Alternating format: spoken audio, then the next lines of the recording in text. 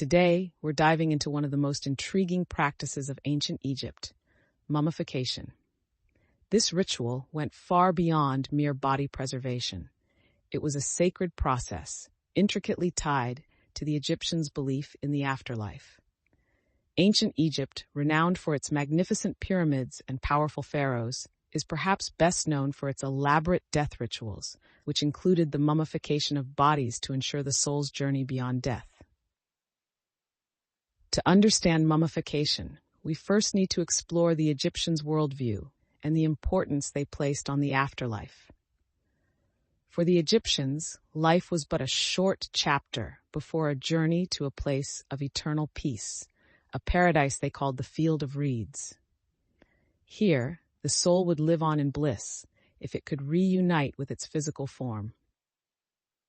According to Egyptian belief, the soul consisted of several elements, among them the Ka, a spiritual double, and the Ba, a mobile soul. Both the Ka and Ba were essential for survival in the afterlife, but they depended on the continued existence of the physical body, or Khat, as a home. Thus, the preservation of the body became central to Egyptian funerary customs, eventually giving rise to the practice of mummification.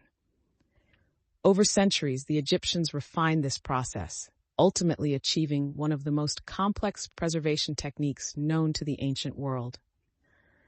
The mummification process itself was elaborate and evolved over time, particularly during the New Kingdom period around 1550 BCE. Once the process was perfected, it began with the removal of internal organs.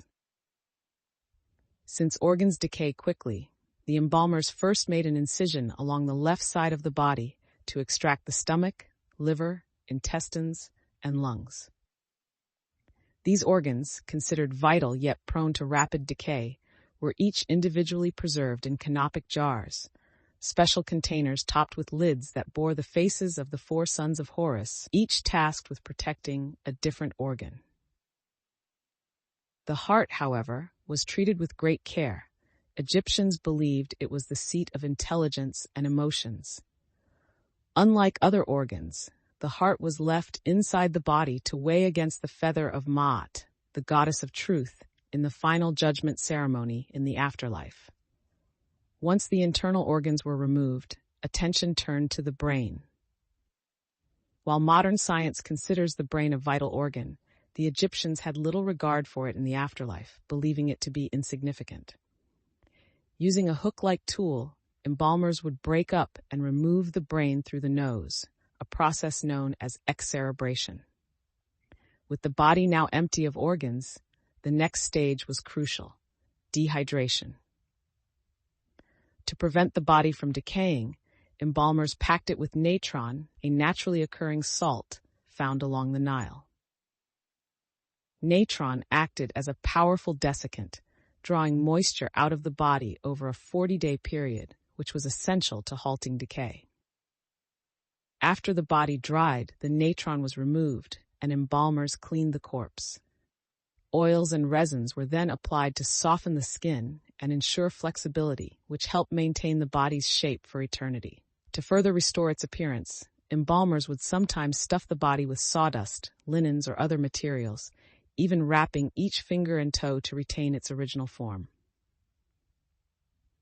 Following these preparatory steps, the final and perhaps most iconic stage began: the wrapping. This step was not only meticulous, but also sacred. The body was wrapped in layer upon layer of linen, with amulets and charms tucked between the layers. These charms were thought to offer protection to the soul on its journey to the afterlife. The priests who oversaw the wrapping process recited sacred chants, invoking the gods to safeguard the deceased. Among the most common amulets was the scarab, symbolizing regeneration and rebirth. Each layer of linen and each placed charm had symbolic meaning, creating a shroud of protective magic around the body. Once wrapped, the mummy was ready for its final resting place. The deceased was placed in a coffin, often inside several nested coffins, with each layer serving as a further barrier against damage and decay. These coffins were adorned with symbols, prayers, and images meant to guide and protect the deceased in the afterlife. Finally, the outermost sarcophagus, usually made of stone and decorated elaborately, was designed to withstand the test of time. Mummification was more than a practical attempt to preserve bodies. It was a deeply spiritual act, infused with ritual and prayer. A significant ceremony during the final stages of burial was the opening of the mouth. During this ritual, priests touched the mouth of the mummy with a ceremonial instrument, symbolically restoring its senses so that the deceased could eat, drink, and speak in the afterlife. This elaborate mummification process was, however, reserved primarily for the wealthy, pharaohs, nobles, and those who could afford it.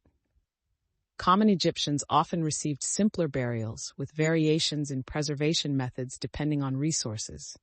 Yet, Egyptians extended mummification even to animals, particularly those sacred to the gods. Cats, revered for their association with Bastet, the goddess of home and fertility, were often mummified, as were ibises, sacred to Thoth, the god of wisdom. While mummification might seem exclusive to Egypt, it wasn't the only civilization to practice body preservation. In South America, the Chinchorro culture, dating back to 5000 BCE in what is now Chile and Peru, developed their own method of mummification.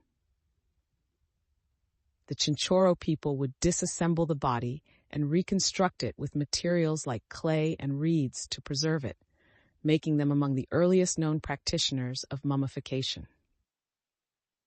Similarly, the Inca Empire mummified their rulers, treating their bodies with reverence and displaying them for important ceremonies.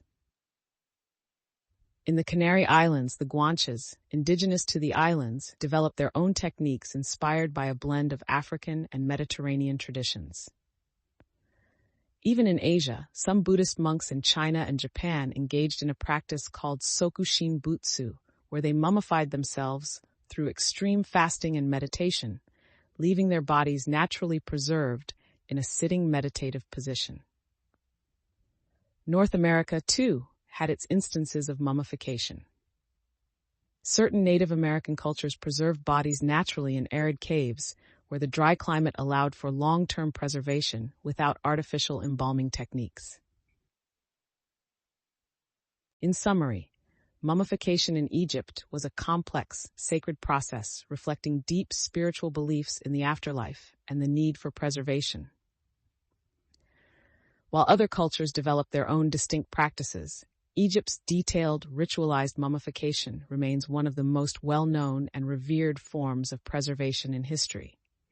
Even today, mummified remains continue to provide insight into the lives, beliefs, and practices of ancient peoples, serving as a window into civilizations that sought to transcend death itself.